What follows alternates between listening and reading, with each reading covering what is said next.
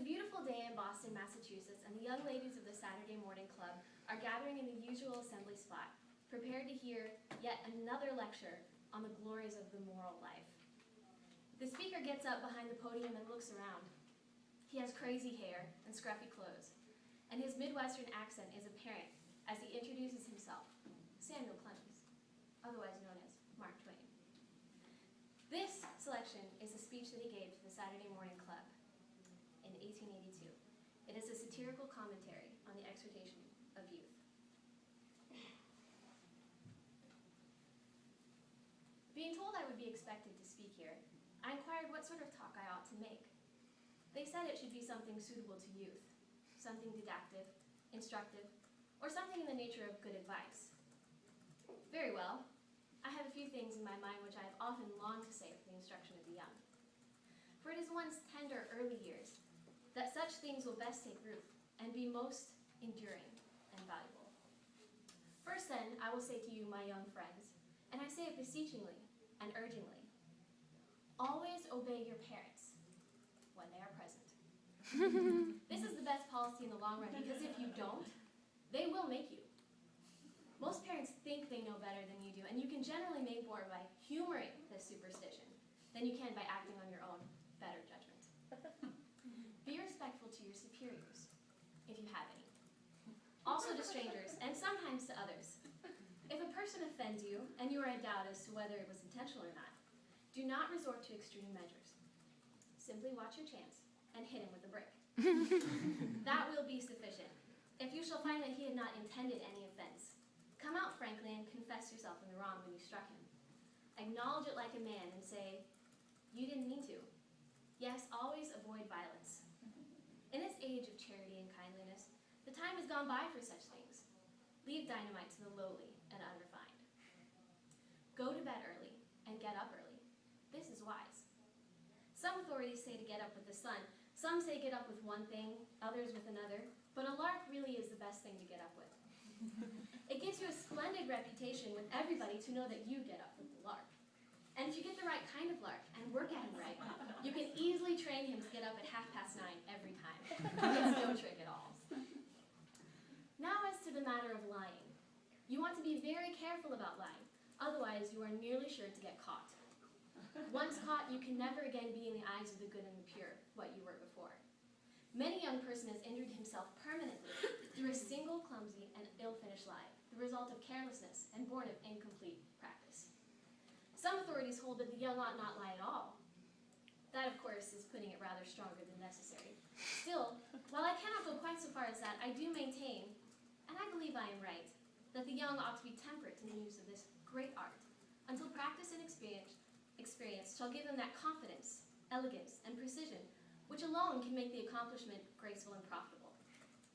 Patience, diligence, painstaking attention to detail, these are requirements. These in time will make the students perfect.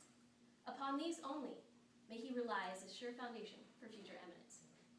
Think of what tedious years of study, thought, practice, experience, went to the equipment of that peerless old master who was able to impose upon the whole world the lofty and sounding maxim that truth is mighty and will prevail, the most majestic, compound fracture of fact which any woman born has yet achieved. For the history of our race and each individual's experience are sown thick with evidences that the truth is not hard to kill, and a lie well told is immortal. There is in Boston a monument to the man who discovered anesthesia. Many people are aware in these latter days that the man didn't discover it at all, but stole it from someone else. Is this truth almighty, and will it prevail? No, my hearers, the monument is made of hardy material, but the lie it tells will outlast it 1,000,000 years. An awkward, feeble, leaky lie is a thing which you ought to make your unceasing study to avoid. Such a lie as that has no more real permanence than an average truth. Why, you might as well tell the truth at once and be done with it. A feeble, stupid, preposterous lie will not live 2 years, except to be a slander upon somebody. It is indestructible then, of course, but it is no merit of yours. A final word, begin your practice of this gracious and beautiful art early. Begin now. If I had begun earlier, I could have learned now. Never handle firearms carelessly. Oh, the sorrow and suffering that had been caused through the innocent but heedless handling of firearms by the young. Only 4 days ago, right in the next farmhouse to the one where I'm spending the summer, a grandmother, old and gray and sweet, one of the loveliest spirits in the land, was sitting at her work when her young grandson crept in and got down an old, battered, rusty gun, which had not been touched for many years and was supposed not to be loaded. He pointed it at her, laughing and threatening to shoot. In her fright, she ran screaming and pleading toward the door on the other side of the room. But as she passed him, he placed the gun almost against her very breast and pulled the trigger. He had supposed it was not loaded. And he was right, it wasn't.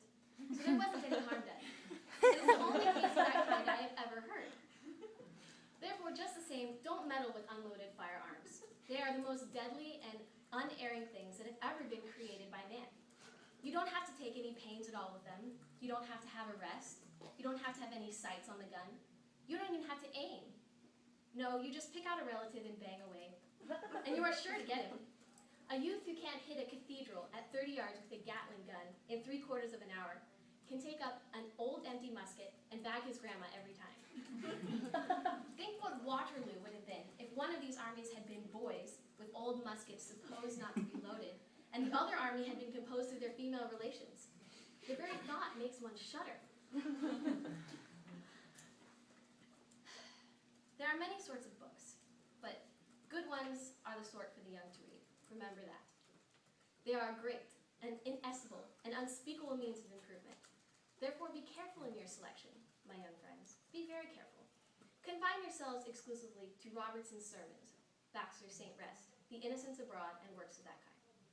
But I have said enough. I hope you will treasure up the instructions which I have given you and make them a guide to your feet and a light to your understanding. Build your character thoughtfully and painstakingly upon these precepts, and by, when you have got it built, you will be surprised and gratified to see how nicely and sharply it resembles everybody else's.